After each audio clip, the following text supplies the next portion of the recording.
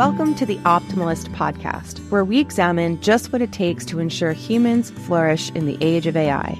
I'm Sarah, your host through this exploration of mindfulness, attention, focus, happiness, and motivation, all elements of human flourishing.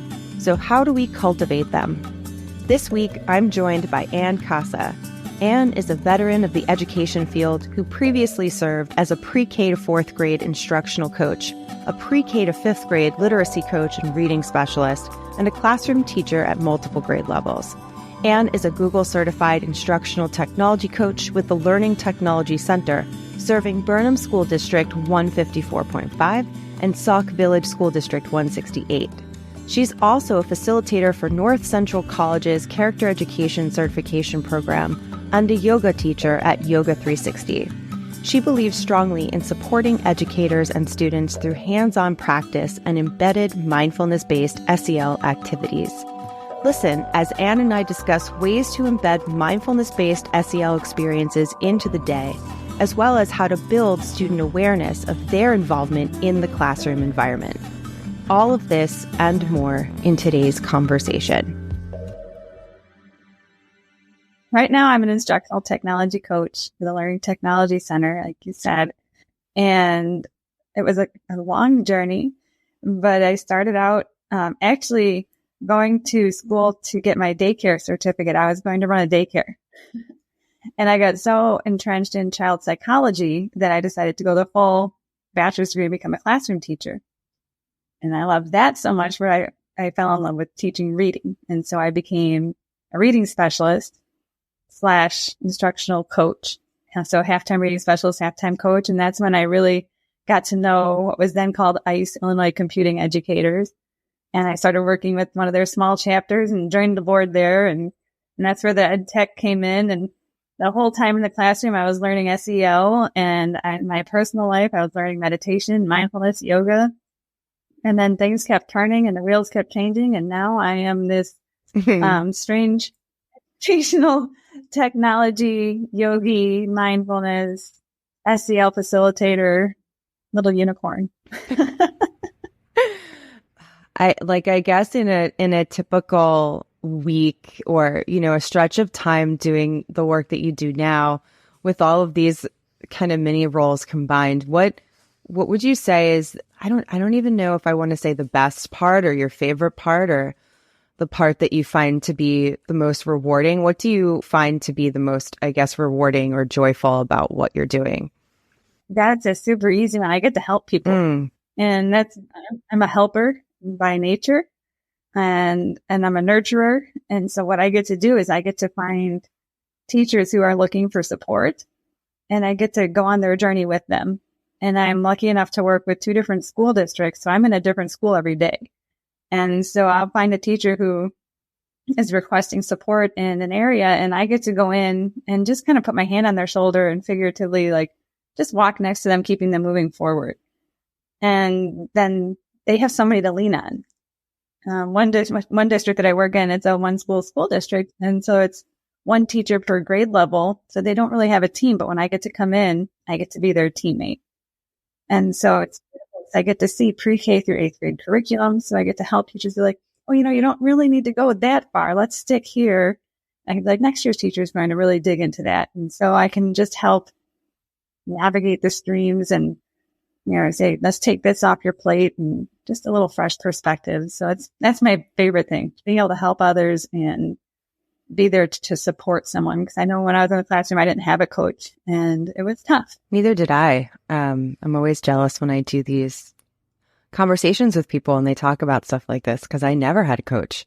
And I'm wondering, and actually before I ask this question, I want to just add to what you're saying here about helping people, because just to let the audience know, when we were, I guess, preparing, planning yesterday, we were texting back and forth about this conversation today, about having this interview. And you said to me, can't wait to smile together.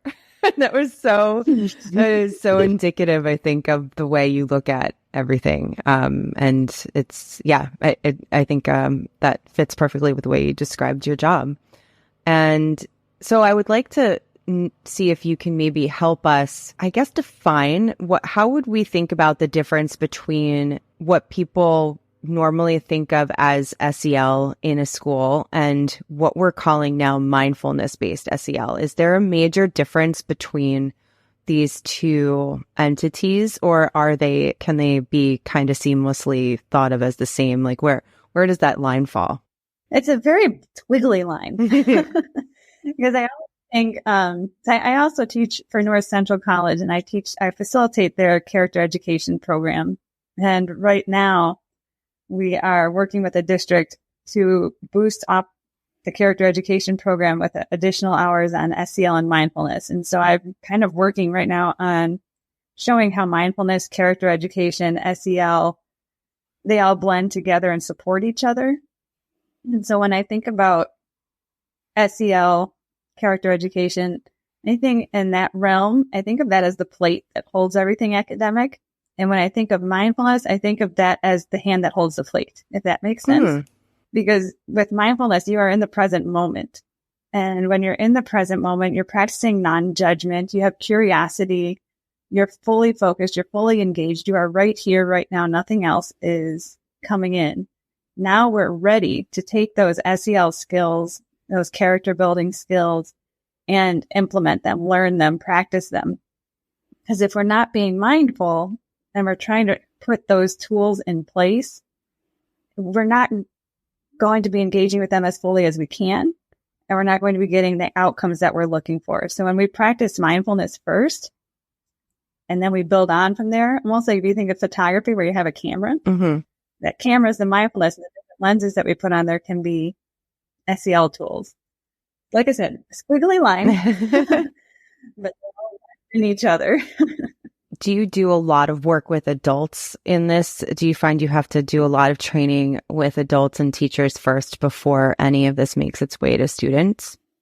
Absolutely. I've taught mindfulness for educators classes in the past. And like I said, the one that I facilitate now, the whole first module is looking inward before we even start talking about classroom application. And when I learned SEL myself, I learned in a Tribes program in a school district where I was teaching 5th grade. And every institute day, every staff meeting, it was all about learning this Tribes philosophy, practicing SEL ourselves. And then the next year we fully implemented it into our classroom. We're not going to ask a trigonometry class to be taught by someone who doesn't know trigonometry. Yeah. And so getting to know these basics of mindfulness and getting that practice down in yourself. Like I am on the board for the Coalition of Schools Educating Mindfully, also known as Kasa. And we have a mindfulness-based SEL micro-credential that's out there. And one of our requirements is, if you haven't already had a mindfulness practice in place, is to have a 6-month practice before we award that micro-credential. And so it's very important for us to learn our own practices, our own core values ourselves before we start teaching that to students. And are you able to see, when you work with adults in this way, are you able to see a change in the way they kind of approach, whether it's their work or do they actually communicate these like changes in the way they're thinking or moving throughout their day? Is there anything that indicates to you like this is the kind of work we need to be doing, and working with adults and teachers first is the way to, is really the way we all need to be moving towards? Like how much of that feedback do you get from them?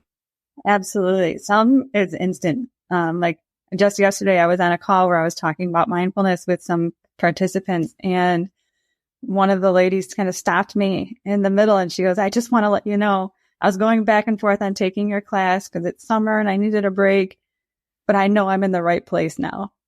She's like, "I just needed you to know that." And, you know, other ones in first sessions, they're like, "I've already learned so much. It's only been 20 minutes and their curiosity is sparked." And it's almost like, where have you been all my life? You know? Oh, yeah. And then when I hear that, yeah, it's awesome. I love hearing that because I take that and I'm like, now imagine if you would have been practicing this since you were 7. And like, once we get our practice established, we can reach out to these little ones and help them start naming their emotions, putting numbers to how intense that emotion is feeling and trying to count those back before we're flipping our lids. I mean, I go into neuroscience with Dr. Dan Siegel's hand model with flipping your lid. And when I explain that to teachers, they instantly understand the why.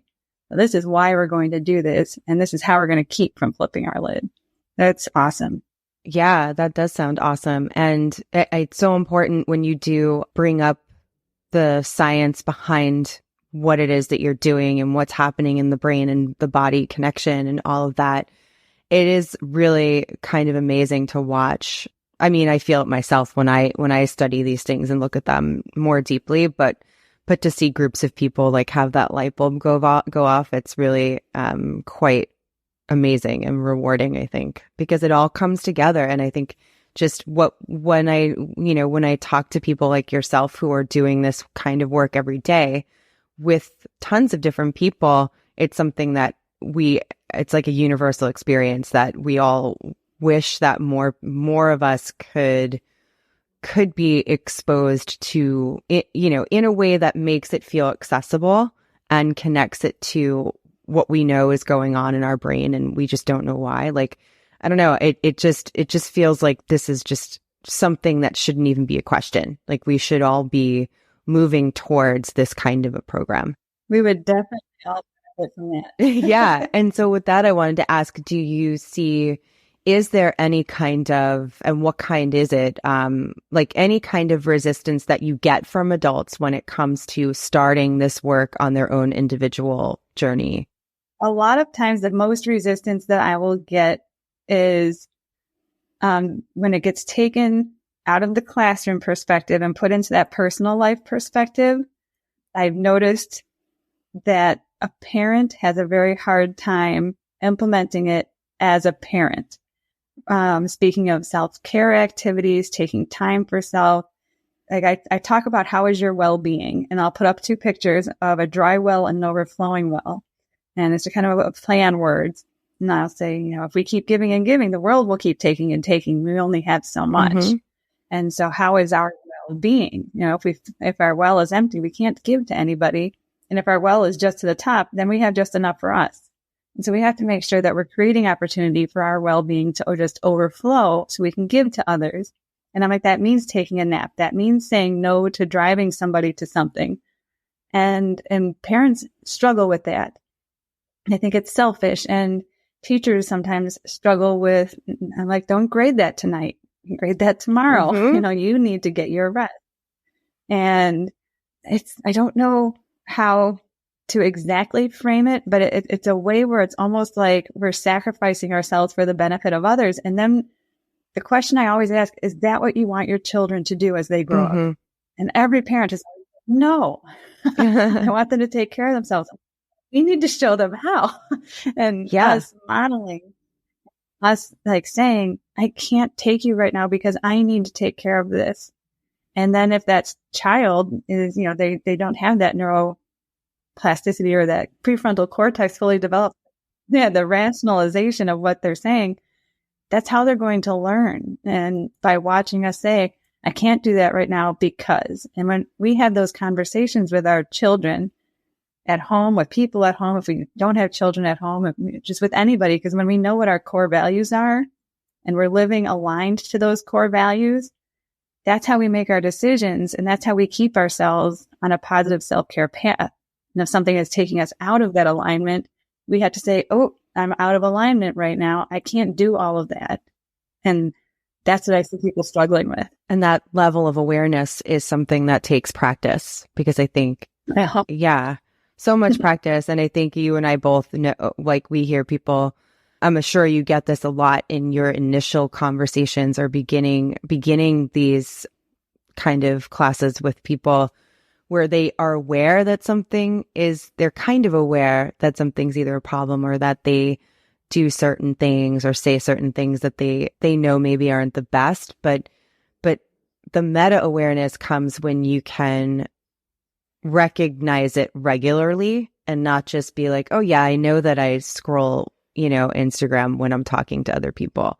Like that, there's one thing like knowing you do it, but being aware when you're in the moment and then redirecting that action is a completely different thing.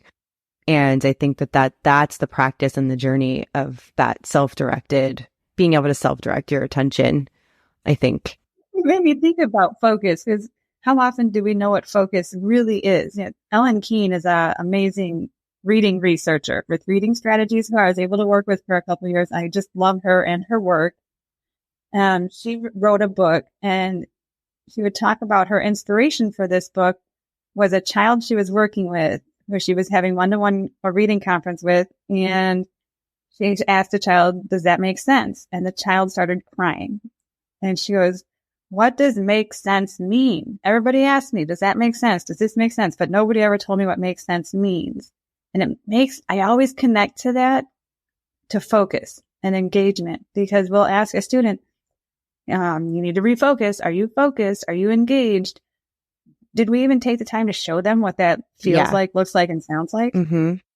So that's huge too. Yeah. I mean, and that's exactly what I'm thinking about too, is how often do we think about our own level of attentiveness? If you're someone who's a parent or working with kids in any capacity, we're always thinking about how to make, or get kids to do something a little bit better or more attentively, or make them more aware. But so much of what they understand is looking to us for that model. And I think in some of this work that you're doing with adults, how often does technology in general, personal devices, social media, does that come up as part of this conversation of mindfulness and how we are aware of what's happening throughout our lives? Like how much of a part does that play in what you do? It is a big part. In fact, one of my dear coworkers who has become a great friend, Jen Lieben, is an amazing coach as well, amazing person, amazing teacher. Her and I co-present on a topic called digital wellness. We did that at IdeaCon not too long ago. And it's all about helping adults balance their digital life with their natural life, and ways to make that happen, like using the focus on your phone when you are having dinner. Turn that personal focus on. If you're in a yoga class, turn that personal focus on. Use focus while you're driving. And that's just turning off comments and likes on Instagram, so that way that's not negatively impacting your self-esteem. Limiting your time. So having that screen time limiter, just, like if you're a parent, you're like, 30 minutes screen time is up. And the kid's like, you can do that for yourself. Set those rules ahead of time and make yourself stick to those boundaries. And just finding ways to balance that. Mm-hmm. And in a way, it makes me sad that we have to do that. But I'm glad that we get to do that at the same time. Yeah, we've been talking a lot in the focusable world here and the optimalist community. We've been talking a lot about, and especially when it relates to being a parent or a caregiver, we've been talking and writing about what it means to actually spend time with your child or kids uninterrupted, and 30 minutes of time playing a game or building something, or even talking or cooking dinner together, something that requires human connection and conversation or collaboration. And when we think of the bits of time that we actually are asked to do, or we even have time to do, it's not a lot. 30 minutes of something on a Sunday morning, or, preparing for dinner or whatever it might be. When I ask people this, sometimes like I was saying before, they have this awareness that they're either doing or not doing something, but they don't often think about it in the moment because they're so used to kind of breezing through a day, and going through the patterns of a day that they've kind of let the outside world set and haven't been mindfully setting themselves. But if you think about a 6-year-old saying, hey, can we play this game after dinner? Or, instead of dismissing or playing it with your laptop open, how many of us really don't do anything else or have anything else in front? I mean, we watch movies and television now with our phone in our hands. And so then there's legitimately no reason to be doing that, but we have become used to being fractured and almost like as a default, right? I'm watching this show for half an hour, but I could also be texting my family. That's the thing. Like some of the things we're doing aren't even bad things. Like maybe they feel like we're taking this time to connect with people, but why not just call them for half an hour? You know, there are things that we say and know, but we don't actually step forward and do with full awareness. And when we start to do them and make them, build them into a routine, the change becomes like miraculous. What I'm hearing you talking about, it's like monotasking versus multitasking. Yeah. And something I like to say to everybody is that everything is temporary. Mm-hmm. And I want to scream it from the rooftops. And, you know, I've lost so many people, as most people have. That's part of living, is losing. But remembering that every good time you're having is going to end. Every challenge you're going through is going to end. Mm-hmm. Every person you love is going to be gone at some point. You are like, I was talking about this at a conference once when I was talking about mindfulness and just the necessity of staying in the moment. I'm like, I was like, if I could tattoo that on my arm right now, I would. Everything is temporary. And they're like, but a tattoo is permanent. I'm like, oh yeah, well, what happens to it when I'm gone and my bones and materials are going back to the earth? And I'm like, that tattoo goes too. Like nothing is permanent. Like everything is temporary. And so when we sit there and really start thinking about what is important in this moment, and again, I'm going to come back to the point where I was talking about finding those core values and living in alignment. So if your core value is to put family first, and we are sitting there doing something while texting with family, well, then we're living out of alignment and we're going to feel that. Mm-hmm. And when we feel it, that's that self-awareness, that's that mindfulness, and that's all of that SEL work coming together, putting us back in alignment so we're living our best selves on our best path. And then we won't be doing those things just because we've already made the predetermined decision that this is how we're going to live. Like if having a healthy body is one of my core values. So I've already made the decision when I go out to eat, I'm choosing the healthiest thing on the menu that I like. Mm-hmm. And so that automatically takes out so much of the menu. Of the decision making. Make sure. Yeah. Mm-hmm. Already having that value. Yes. He has the same, like 5 shirts and pants because he doesn't want to have to worry about what he's mm-hmm. going to be wearing every day. Oh my gosh. So I've thought about that so many times, as I've just moved into a new place and I have all of these boxes and my stuff had been in storage for a few months and I didn't know that I had that many boxes of clothes that weren't with me. Right. And I'm just opening them. They're sitting there in my closet and I'm like, I literally don't want to open them. I want to take them and put them just in the trash as they are. Like I don't even know what's in them. And if I don't know, then why do I need it? Yes. I have this vision of my closet just being like just like very minimal amount of clothing. Anyway, all of my secrets are coming out on the Optimalist podcast as becoming custom for me, I think. Let it out. Yeah. And it's so easy when I'm talking to you too, because you get me in that mode. So how do you move from, I guess, almost introducing teachers to the concept of mindfulness-based SEL and mindfulness in general? How do you move from introducing them and training them to do these things and think about it in their own lives and then work towards implementing this or incorporating it into a classroom setting? And like we say, you know, everyone that I've had on this show that we are talking about SEL in any capacity, everybody is of the mind that we are really doing ourselves a disservice if we are not working towards incorporating SEL and not separating it. So I know that is something that you work toward as well. So I just want to, maybe we can talk about how you move from having teachers implement this on their own to taking it to the classroom? And like, what's the success rate there as far as how they are able to make that transition? I love that question. One of the big parts that I ensure is reflection questions.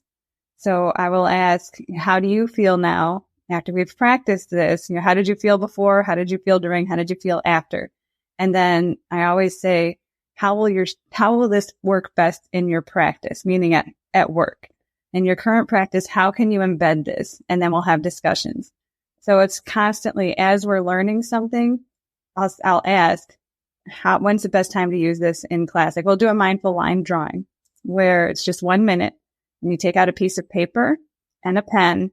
And the only 2 rules is your pen has to keep moving and the line cannot intersect itself. And I'll set a timer and we'll go. And that's such a focusing activity. I just love it. And it's from Mindful Practices, their class catalyst program. And you can get it online. It's only just like 1 minute. They have a whole bunch of 1 minute mindfulness activities that I would recommend teachers to like set up in their Google Classroom a topic that says settling in, and just have a whole bunch of these links through Safe YouTube. And it's an amazing way for students to just get that settling in, because it is modeled by students for students. But again, when the teachers and we do those activities, I ask them, when will this fit into a class period? And they're always saying things like, oh, right before a test, when we're transitioning between classes, when the mood is very elevated, and we need to come back and recenter. And I say, now, okay, now when students have practiced this, they are going to understand what it felt like to be focused. And when we say, let's refocus, they're going to have a tool to be able to do that. Because if we don't give them the tools to be able to refocus, they're not going to be able to do that. That's going to be like telling me, hey, Ann, go dig a hole without giving me a shovel or telling me what the hole is. I love that you're focusing on transitions and moments of heightened elevation. And it's something that it's what we talk about all the time too on this podcast, and something that we can all not just relate to, but really latch onto as ways, like these are the moments in all of our days and lives. They're not just things that take place in school, in a school day, like, the transition. We think of it as like, the transition from like arriving at school to getting into your classroom, the transition from one, depending on the age level, like from one period to the next, like from lunch to recess or from recess back to class. Like these are kind of, it's not difficult to think of those, but bring that outside. Like we like to also think of the transition between school or work day and the home and whatever is in between those things. Like, what are you doing? How are you moving from being in a work setting or a school setting to, going to the grocery store, and then from there going home? Like, are you rushing from one moment to the next? Are you then rushing to make dinner? Not really talking to your kids or your husband. All of these things are moments, like you said before, everything is going to pass. And so taking those things as they pass and not just breezing through every moment as if it's just disposable, but thinking of it almost like as a fluid day. How am I passing through all of these things and accepting them without just dismissing or rushing? Because it does something completely to the entire self, I think, when you change the way you think about it. I don't know if I'm not being scientific in any way that I'm describing this. I'm just thinking about how it feels. But I don't know if that's something that's how I'm talking about it really is ringing true to how you think about it as well. 100%. And that's where that mindfulness-based SEL comes in, because if we're doing all of those things in a mindful way, we're not going to get interrupted. If I'm walking down the hallway, say I'm going from one teacher's room to another teacher's room, if I'm doing a mindful walk, then I'm just paying attention to my footfalls. And right, left, right, left, feeling how it feels for my heel to hit the floor, feeling how it feels for my toe to hit the floor. And just in that moment, and somebody walks up and is like, oh, Miss Kasa, can you help me with this? They're not interrupting anything. I don't have to pivot or transition. I'm aware and fully present and ready to go do what I need to do. Same thing if I'm at home and I'm cooking dinner. If I'm doing it mindfully, where I'm just completely focused on that, and I'm lucky enough to have my amazing husband come walking through the door, I'm not being interrupted from what I'm doing. I get to welcome him home. Yes, you're accepting that transition into the moment. Yeah. Right. And that way, because if I was sitting there, let's say I'm cooking dinner, but I'm also doing this and I'm also doing that. I've got the grocery list going. I've got my phone open, adding things there. Mm-hmm. And then he walks in the door. Then I'm doing 300 things. And then it's like, oh, how you doing? Like he's intruding. Yeah. And you can be dismissive or not even realize he's walked through the room. I tell people all the time when I talk about mindful eating, I'm like, how many times have you gone to reach for something from your lunch and it was all gone? You ate it already. Yes. And you didn't even know. Mm-hmm. Or if you're taking a shower, I'm like, do you even know what your shampoo smells like? I'm like, do one thing at a time. All of those sensory experiences are sensory experiences like that something that you have teachers bring into the classroom as part of this at all? Because I talk to people about that quite often. Absolutely. Part of that micro-credential through Kasa is recording a mindfulness activity. And one person who did, they did a mindfulness activity where they were eating M&Ms and the students were explaining how the M&M transitioned from, this hard piece of candy and then how, because they weren't able to chew, it just had to melt. And the student had to just experience that and talk about the different layers of it fading. Mm-hmm. And it was just very interesting to watch because they just focused on that one thing. And they were able to write about it. They were able to talk about it at such a different level than if they just ate a handful of M&Ms. Oh, they were good. Mm-hmm. And then you think about what that does the next time they pick up a bag of M&Ms. Like, it's almost like, not that they're going to naturally repeat that process again every time they eat candy, but they probably will think about that. There's some memory there at some level of, oh yeah, I know what an M&M tastes like. Mm-hmm. There's something, and hopefully at some point that they do repeat that kind of behavior in a different way, maybe with different things. And it reminds me of this was something I was doing last summer a lot when I was deep in my studies of the different levels of focus and where we can tune in very specifically in so many areas of our lives as we move through a day. And I was doing this a lot as I took a lot of hikes and nature walks last summer by really, I'm sure so many people do this now, is I listen to podcasts constantly, and I'm always walking my dog. I have 2 dogs and we're always, we go on 5 walks a day.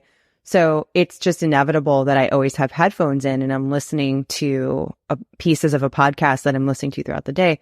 But last summer I started to be like, what if I just turn this off?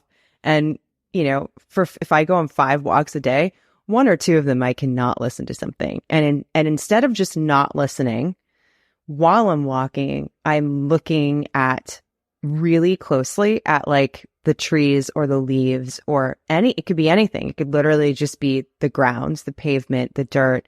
And how focused can I get on the bark of a tree as I'm walking?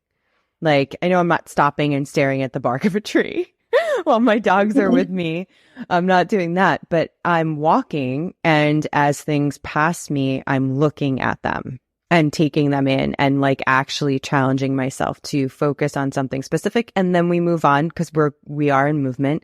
And I actually have been feeling pretty out of alignment since I moved in the last couple of weeks, and I'm just surrounded by boxes and craziness, and my dogs are not used to this neighborhood and all the sounds. So there's a lot of just kind of disjointedness. And so I was been feeling it the last couple of days when I am out walking. I'm taking the headphones off, and I'm I think what I really need is to just breathe in the air in this new neighborhood that's actually filled with tons of blooming jasmine and smells amazing, and not be distracted in any way except for getting to know, in the way of tuning into the senses, this new place that I now inhabit, which sounds a little wonky, but when it is filled with such new sensation, let's embed ourselves in it and make this become our new reality, because otherwise I'm just drowning all of that out. If I'm pressing play the second I walk out the door, I might as well be in my old neighborhood, where is the sense of belonging in this moment and learning to be here and accept this transition? Because it's like you can even apply these mindfulness techniques to a larger transition like that. Let's not ignore the moment. Let's be in the moment. Oh, I love it. Yes, because the moment is going to be, whether we know it or not, that moment is here. That moment is gone. Think about the moment we first started talking about. It's gone. It's something I've been excited about for a few weeks now to be able to sit down and chat with you. But, those weeks in between are now gone. Our beginning is gone. And here we are. And then eventually this will be gone and it'll be a memory. And to hear just that, get everybody. the most out of each moment because they all go. Yeah. And now I'm thinking you just gave me an idea. Go away. Yeah. You just gave me an idea of maybe something that we should do. Maybe I'll start it with this episode when I record the introduction, but maybe it makes sense to start asking listeners of this show, even at the beginning, to mindfully listen. Like, before you press play, listen to, before you continue listening, think about what else are you doing during the 30, 40 minutes that this episode is playing. And maybe just repeating that. And it's not that everybody's it's hard to sit still and listen to a podcast. They're usually meant to be doing other things. But at the same time, just thinking about that every time you press play on something like audio, just being aware and knowing how to direct your attention to what you're doing and not doing too many things at once. Just repeating that all the time. It's the awareness is the first step. I think that's what you would agree with too. And it's setting an intention and then focusing your attention on your intention. And when our attention is focused on our intention, again, we're coming back to that living in core values alignment. And when I'm going to listen to a podcast, I want to have an intention. I'm doing it intentionally because everything costs something. Yeah. It's going to cost 30 minutes of my life. So what do I want to spend that 30 minutes of my life on? Why am I going to listen to this podcast? I have some kind of intention that I'm going to put out there, and I'm going to focus my attention on that intention. And if I find within 5 minutes that it's not quite working, it's not time for that. It's time for me to go do something else. Exactly. And that's okay too.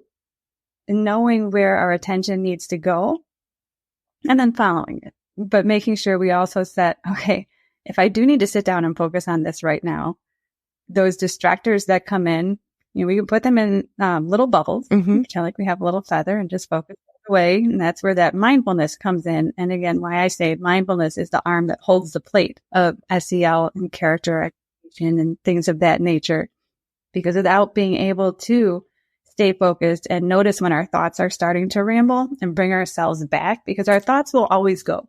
Right. Meditation doesn't mean that we're going to silence the mind. I mean, who would want to silence such a beautiful creature? But we don't even want to control the mind. We just want to be able to function with the mind. As Michael Singer would say, in the untethered soul, it's the loudest, craziest roommate we're ever going to live with, and we can never leave. Right. But we want to be able to say, okay, mind, right now I need to put a bouncer at the door. I love and that. They're not going to let they're going to, but are not on the list. And right now the thoughts on my list is talking to my dear friend Sarah and SEL. And so that bouncer has been put outside the door, and they're not going to let anything in about grocery lists or a walk I'm going on later or a yoga class I'd like to plan, I'm focusing everything. And so, and that bouncer idea comes from Timber Hawkeye, one of my favorite authors. He put that out in a podcast, and I just had to give him props because I use that so often. I just picture this bouncer outside of my brain, like, you can't come in. I love that. I'm going to start using that. I love that. That's really great. Because, and as I'm listening to you talk just about this last piece here, it really makes me think about the role that all of this plays in mental health and in helping to naturally significantly lessen anxieties and stresses that are even just the normal anxieties that we all have, that could have to do with thinking that we have to do, even just thinking ahead, like all of the things that I have to do later, or the things I wish I could do, but I feel like I don't have time. And a lot of it does come down to that worrying about time, or thinking like, if I'm spending an hour talking to Anne, Like, do I have this hour? Oh my gosh. Like, what about the essay I have to write? Like, what about this other thing I have to do? I have to call, like, but it's like, okay, I am doing this thing though. Like I said, I do want to do this we worry about this, at least this is how I like build up with like anxiety related to stuff to do, because it can be like, I will wake up and think, here are 10 things I want to do and then 10 things I have to do. And then I have to do them all at once. Like I'm going to do them all before noon. And I don't know where that comes from, that rush of like, that I don't have more than 4 hours today to do it. But it's significantly reduced when I do just having learned to do exactly what it is that you're describing. And, I've made the decision to spend this time doing X, and if I don't think that that's important, then I don't have to do it. You can say, no, I'll do this tomorrow, and I've been talking a lot, like moving more towards this idea that it's more about like how you spend your attention and your energy than your time. And if you kind of think in terms of that, and not about the consistently being tied to the hours and the minutes of the day, something else does change as well. Like, where is my attention right now? Where is it going to be in an hour? And then the time aspect kind of floats away, and you can kind of just be mindful and aware. That's the way I think about it. Love it. So, and it's a practice. It is. It takes practice. And, that author I talked about earlier, Tim Berhaka, he always says, don't worry if you fail at that today, you will have plenty of more opportunities to practice. Yes. And you might go completely, like you could be doing it for years and progressing in a way that you are so joyful about, and then have something set you back, or feel like you're being set back for no real major reason. It happens to me all the time. And then that's mindfulness as well, like knowing that that's not permanent, and that you always have the ability to self-direct and continuously practice. And I know that we've been talking for a while, and I did want to kind of wind towards a mindful conclusion here, an intentional conclusion if we can. But I think it might be interesting to kind of end on talking about, because we are talking a lot about our own ability and responsibility for ability to self-direct, and also responsibility for our own happiness and attention and mindfulness. But and you can talk about this in terms of a classroom setting. I feel like if that makes the most sense here, but we also need support in this kind of work. And it's why you do what you do, and bring people together in a setting where they're kind of studying this with, along with other people. But when you move into introducing it to younger people, how do you build a community around support for each other when it is such an individual task? I love it. The Tribes TLC philosophy is one of my favorite. It's researched by Gene Gibbs, and I think Tribes got bought out by Peace Circles, but I'm not 100% sure. I'm not 90% sure, but that was the program that I followed and learned the most from when I was studying social and emotional learning inside the classroom, because it's not a set time of the day. It rolls through the whole day. And all of these tools are things that we practice together. Community circles are huge, where we would just come together. Most of our time, in 5th grade, 2nd grade, 6th grade was spent in a community circle.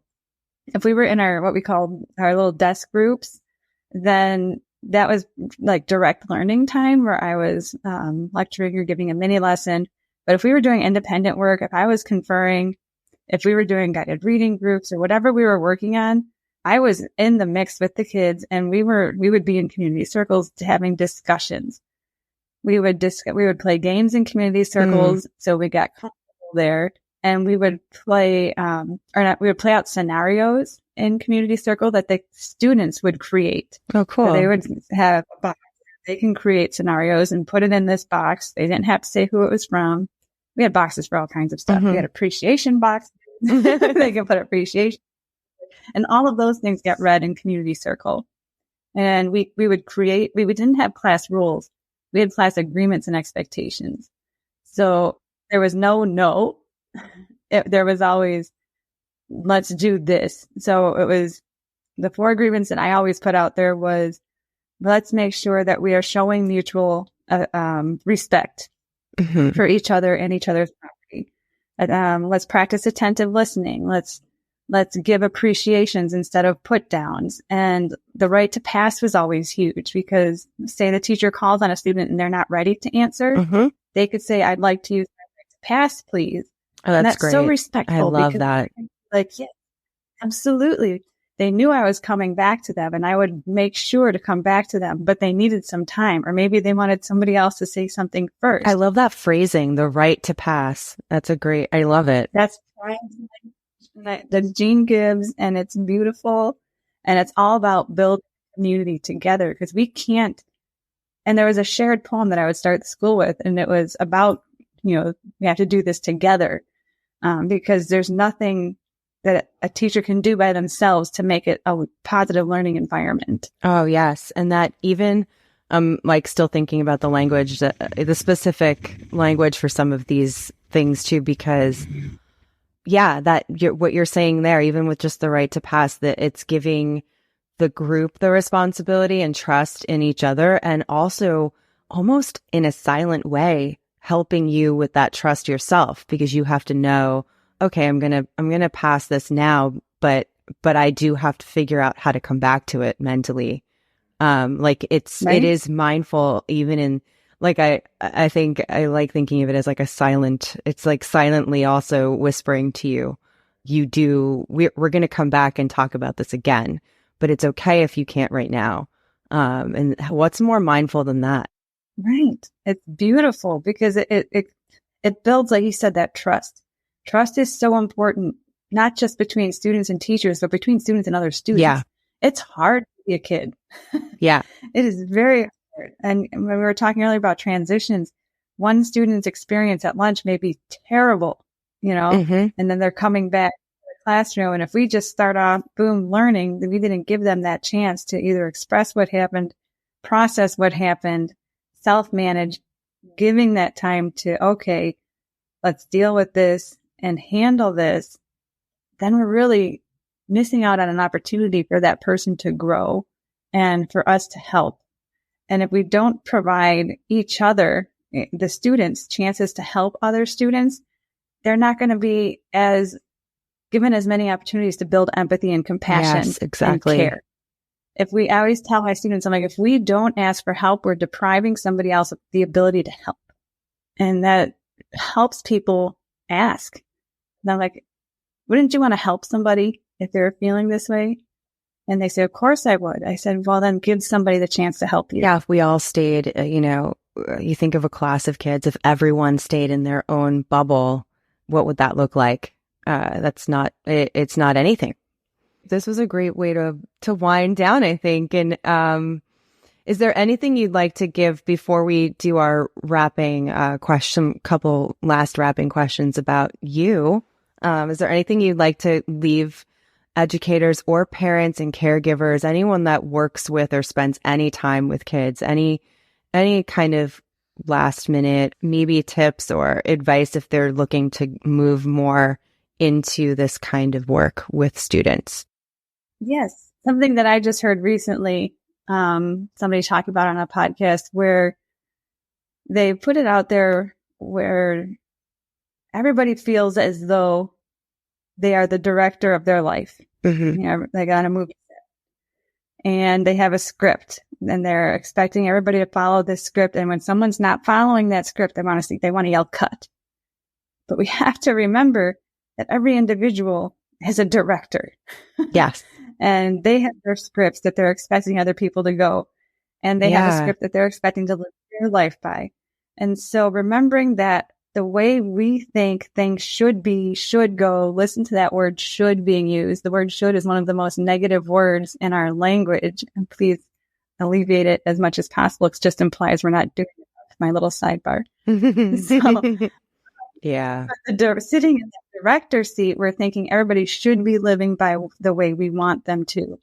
Everybody is different. And we just need to say, okay, this is how I think today is going to go. And putting that little piece according to me in there allows for others to have their own way as well. And because anything we believe to be true, the complete and total opposite of that is true to someone else.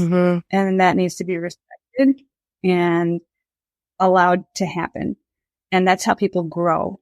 And so we don't want little mini-me's all over the place. What we do want is for people to find themselves, find their core values, and find that attachment to the core values and make their life decisions from there. And they may not be the same as yours, and that's okay, according to me. That is so beautiful. And a great way to not only end our conversation today, but then almost seamlessly transition into some things that maybe you as an individual are thinking about reading, consuming, listening to that might show us a little bit about your core values. Or maybe they don't. Maybe they're completely opposite. But more often than not, we find that they do intersect or connect in some way. So you can fill us in on any part of this that you want, but is there anything you are reading, watching, or listening to recently that has kind of been having an impact on you in any way? Let's see here. I just finished Bridges of Madison County. Oh, wow. Cool. Reading or watching? Reading. Yeah. My aunt recommended it to me, and it was a great story, it was funny because I'm starting to get into photography, and one of the characters is a photographer. So I actually learned some stuff about photography reading that book. What a mindful hobby, huh? Photography? Totally. Right? Yeah. In the moment, we're making pictures, not taking them. Yes, I love that. But it's so cute. Mm-hmm. That's that book. I'm about to jump into the opposite of Namaste. I've had it for a while, but it's kind of been sitting, and I'm excited for that one. And I just finished watching Firefly Lane on Netflix, which I fell in with. I loved it too, and I watched it too. Yeah. Do you know it's a book? I didn't know it was a book, actually. Yes, 2 novels that it's based off of. So I just downloaded Firefly Lane, the first novel on Audible. So I'm going to be starting that too. And I've been listening to several. Yeah. Okay, I'm going to have to look. Thank you for that. And the podcast I've been enjoying lately is The One You Feed. Okay. It's a great one. And then Buddhist Boot Camp, and then Neuroscience Meets Social and Emotional Learning. Oh, that sounds interesting. It's a good one. I like that one. And then I always love Getting Curious by Jonathan Van Ness. I love it too. Fun podcast. Yeah. That was the full, that's a good spectrum of things that you're listening to. And that neuroscience one, that's the actual title. Neuroscience meets, what was the whole thing? Neuroscience meets social and emotional learning. Cool. It's very interesting. Yeah, I'm going to check that out. I'm like frantically typing as you tell me all these things you listen to. But I love how you have Getting Curious in there too, because it's a full spectrum of listening. But it is that, I mean, that is as well as a show that's all about hyper focusing on something in detail. I love it. And as we end every episode of The Optimalist, do you have a way of focusing or redirecting attention or paying attention in your regular life, or that you teach others to do that you think works so well that you would recommend? Like, what is your focus method or attention method that you would recommend people try? My favorite is just living as mindfully as possible, staying as present as possible. And that makes me as available as possible. So if I'm, like I talked about earlier, if I'm walking down the hallway, I'm trying to keep just right, left as my feet hit the floor. So that way, when someone comes up and needs me, I'm able to help, which is my favorite thing to do, is help others. Yeah. Perfect. Thank you so much, Anne, for being here today. And no one saw our very long behind the scenes footage from before this episode began, that it is quite the saga to get us to the end of this recording. Seems to have been coming for a long time. We've been recording for way longer than you guys are actually going to hear. But that's totally okay, because we've embraced every moment of spilled coffee and dogs and lawnmowers that can possibly come across this morning. And before we end, do you want to tell people where they can find you or get in touch with you if they want to connect with you in any way after they listen? Absolutely. I'm on the Twitterverse at KASAAN05. Okay. And then that's my Gmail as well, KasaAN05 @gmail. And we'll have that in, anything that we've talked about here that needs a link, we'll have that in the show notes as usual. And I think that concludes our conversation. Thanks so much for coming by our quote unquote studio today. I hope listening to Anne today was an inspiration for starting to talk about mindfulness-based SEL in your own school. This is the third SEL-focused conversation we've had on this podcast so far. And while each one of them has provided a unique insight, all three insist on the method of integrated mindfulness, as well as starting with adults first, as the way forward for every single school. Your feedback, as always, is the best way to help this podcast grow in its purpose and to help us keep getting better at what we do. You can leave a comment for us on Substack, a review in Apple Podcasts, and you can reach me on Twitter at scandela9. You can listen and subscribe to the Optimalist podcast wherever you love listening to great podcasts. New episodes are released every Wednesday, and links to all of these resources are available in the show notes. The Optimalist podcast is brought to you by Focusable, the only app that gives the pulse you need for better attention. And it's free. Create an account today at getfocusable.com or by downloading Focusable on any iOS or Android device. You can also follow us at GetFocusable on Twitter and Instagram. Thanks for listening to The Optimalist, and I'll see you next week. Stay focused.